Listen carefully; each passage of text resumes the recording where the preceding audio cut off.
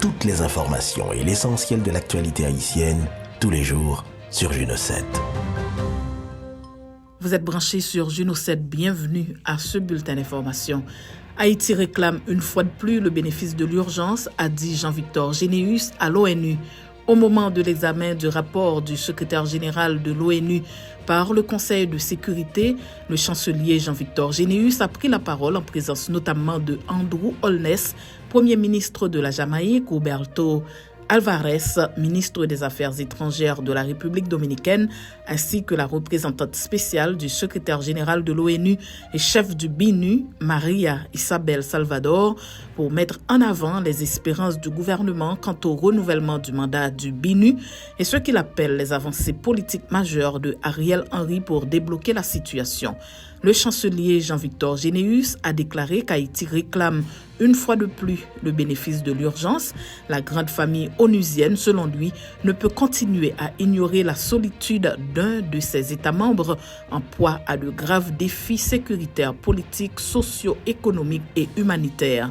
À cet égard, le gouvernement se montre, ajoute-t-il, flexible et ouvert à toute option que le Conseil jugera opportune d'adopter, permettant de résoudre de façon durable cette grave crise qui n'a que trop duré et qui endeuille quotidiennement la famille haïtienne. Antonio Guterres continue son plaidoyer pour le déploiement d'une force en appui à la PNH.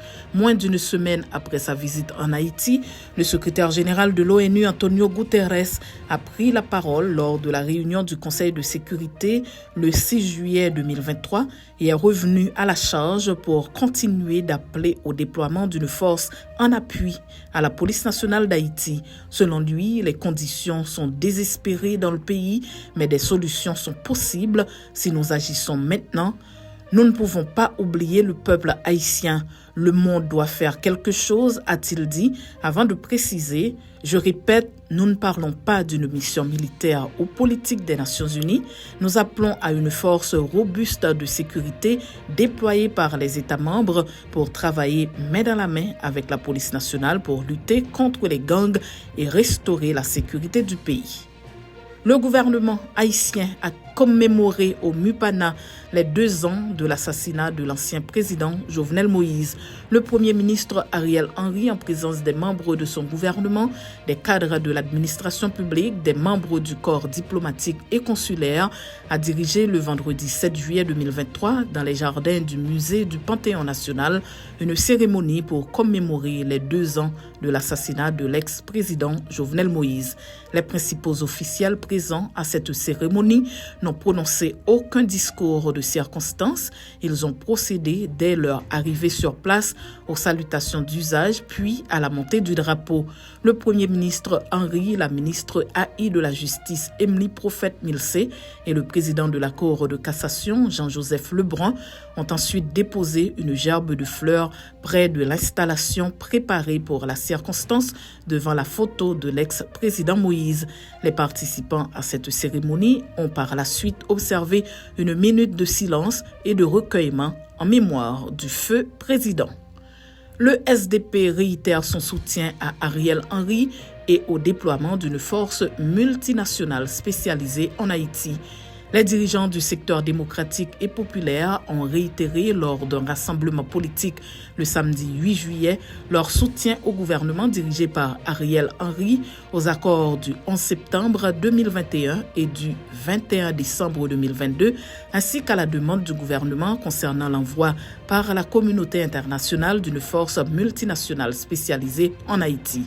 Cette décision fait partie d'un ensemble de résolutions adoptées par les délégués départementaux, les dirigeants dont Marjorie Michel, Ricard Pierre, Michel André, Joël Costumé, lors d'une rencontre tenue à Delma 75.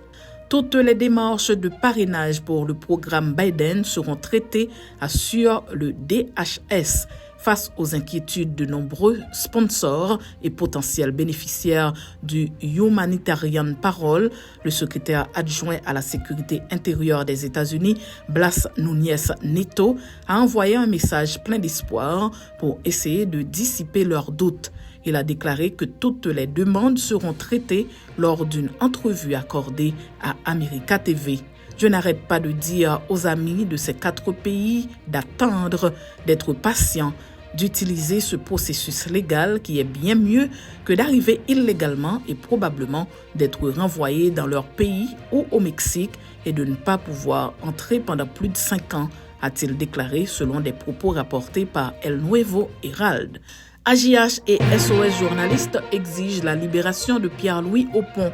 L'Association des journalistes haïtiens et SOS Journalistes, à travers une note de presse en date du 6 juillet, dénonce l'enlèvement suivi de séquestration du copropriétaire de Télé Pluriel, Pierre-Louis Aupon, le 20 juin 2023, à l'entrée de sa résidence à Tabar. Les 2 associations disent constater que plus de 15 jours après, l'ancien journaliste à la télévision nationale d'Haïti est toujours entre les mains de ses ravisseurs qui réclament une forte somme d'argent en monnaie américaine contre sa libération. AJH et SOS Journalistes soulignent que la vie de M. Aupon est en danger puisqu'il ne jouit pas d'une bonne santé. Il doit prendre régulièrement ses médicaments. Ce qui lui est refusé par ses ravisseurs, déplore ces associations. Tout en exigeant la libération immédiate et sans condition de M. Aupon afin qu'il puisse retrouver sa famille et poursuivre son traitement, AJH et SOS Journalistes appellent les autorités à redoubler d'efforts afin de rétablir un climat de sécurité favorisant la libre circulation des personnes. C'est la fin de ce bulletin d'information. Merci de votre fidélité à Juno 7.